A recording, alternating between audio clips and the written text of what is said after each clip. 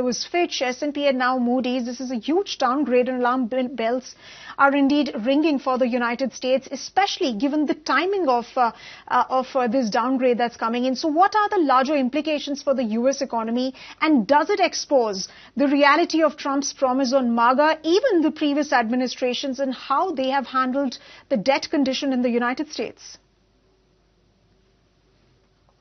I would say, what has happened is an event, but not a crisis. This is not the first time worries have been expressed.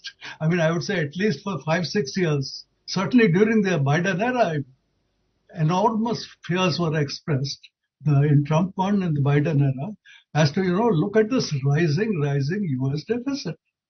And it seemed that because for a long time, it seemed that this had no impact on debt indicators and so on, people began to say, let's just go ahead and spend. Let's have more tax cuts. And, the world needs the USA. The US has the deepest market. So, nothing will happen. As they say, nothing happens until it happens. And right now what's happening is a definite feeling of unease. I think the spokesman is right in saying there is no crisis. There remains a very, very deep interest in the US gilt market. There is no question that the US gilt market is unrivaled in depth, volume, ability of people to get there.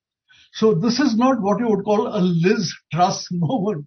Liz Truss in the UK attempted to have a huge budget deficit to spur growth.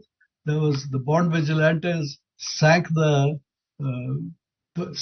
pound, and that was the end of Liz Truss. We are not at anything like a Liz Truss moment. Mr. Trump is very much in the saddle. The government is still perfectly okay. This downgrade does not affect the total credit rating under the Basel rules, which are okay for all of these. So, at the end of it all, a warning shot has been sent by the credit agency saying, look, you keep ignoring this fiscal deficit issue, but it is rising and rising and rising.